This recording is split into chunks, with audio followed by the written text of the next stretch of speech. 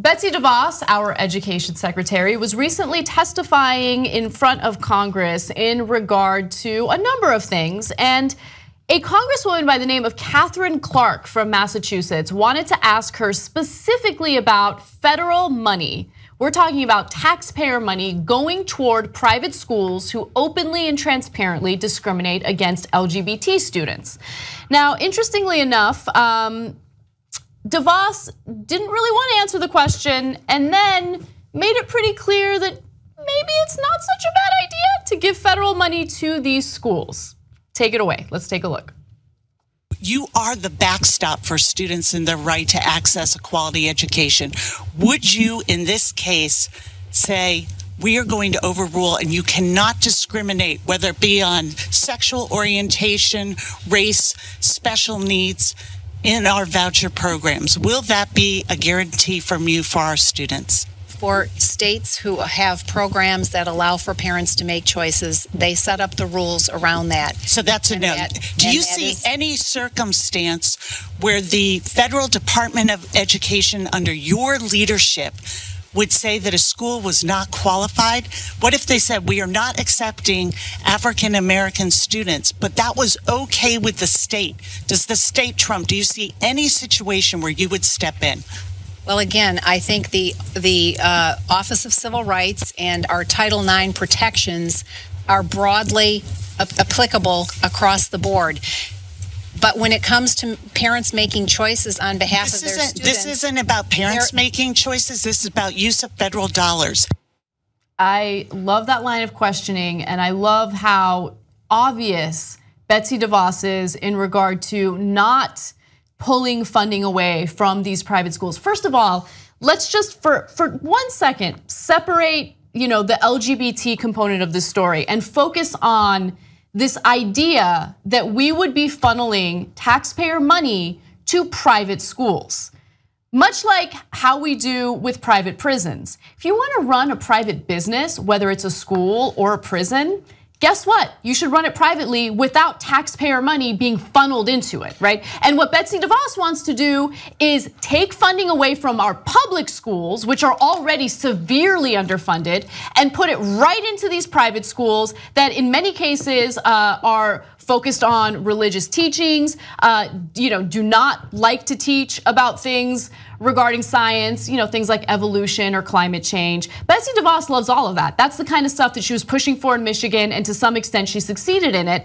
So even if we're not talking about discrimination and some of the more terrible behavior you see in some of these religious private schools, it's still absolutely ridiculous for public money to go to private institutions. It's ridiculous, okay? So already I'm fired up about this story because it drives me nuts, especially when you consider the fact that all these public schools are underperforming because they don't have the resources necessary to teach their kids properly, okay? So that's point number one. I'm gonna let you guys take it away while I cool off a little bit. Yeah, goodness. So here's the thing is, their argument would probably be something like, well, if it's a voucher, it's my tax money, and I don't want to give my tax money in. I want to instead put it in a private school. Okay. So that's one version of it, and that doesn't apply to every aspect in which money would be given to a private school, but that's one thing that they would cite. I'm sorry to interrupt you, but let me please respond to that in a second. Okay, I love this, interest that some parents have in sending their kids to private schools.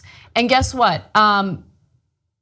You think that those vouchers are gonna exist once Republicans have their way and they privatize grade school education? They don't even wanna give you health care, okay? They don't even wanna provide for you if you're underprivileged, if you're pregnant and you need maternal care. They don't even wanna provide that. You think they're gonna give you vouchers if we privatize education all around in this country? They're not gonna give you vouchers. It's just, look, I get it. I get that people are scared because a lot of these public schools are underperforming right now, but understand why they're underperforming. It's because they are taking your taxpayer money and they're funneling it into these private schools that, by the way, do not have to abide by certain educational standards that I think are incredibly important, like scientific standards, for instance. But nonetheless, continue. Right, any kind of performance-oriented standards. That's what folks are frustrated with, and that's what this line of questioning is in large part about.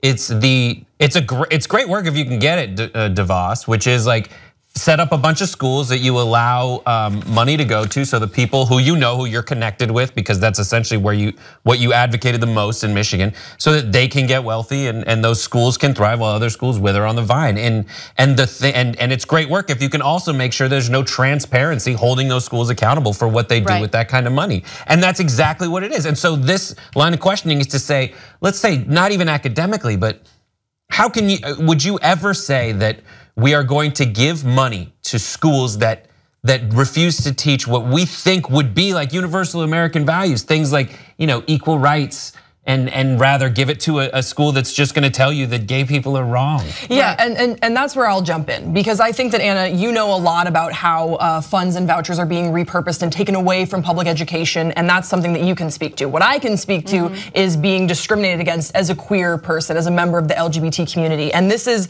why this story just really frustrated me, and honestly, it made me feel so disheartened for the LGBT youth coming up in this administration, because I know how it feels when you feel like no one is on your side, and just to know that you're gonna be discriminated against because of kids at your school. You don't want the government on top of that to discriminate or have the ability to discriminate against you, for your own school to discriminate against you.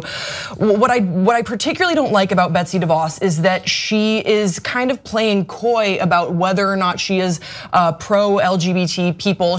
I know there was an article in the New York Times that they talk about in this Huffington Post article, saying that she has gay friends and that she supports them. But I know people who would consider me a friend who still wouldn't stick up for my rights, and that silence is saying that you side with our oppressors.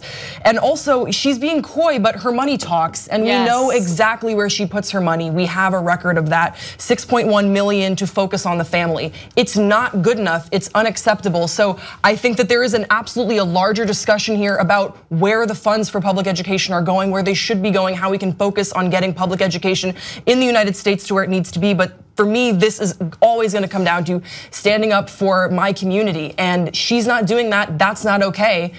I'm so frustrated with her. Yeah, I mean, I'm beyond frustrated with her, especially considering how much I care about, preserving and improving education in the country. I mean, this has nothing to do with me personally. I'm done with my education. I don't have to worry about paying for it, but I care about opportunities for younger generations. I care about leading a country toward innovation and making sure that we're all, educated, we're all thriving, and that's not something that this administration cares for. It's not their priority. What Betsy DeVos cares about is privatizing schools, okay? And that is not school choice. That is leading to less choices for people, especially if they're from a lower socioeconomic status. And so taking taxpayer money and funneling into these religious schools, even if they're discriminating against certain students, is absolutely ridiculous. Our reporter Jordan Chatton broke the Donna Brazile story.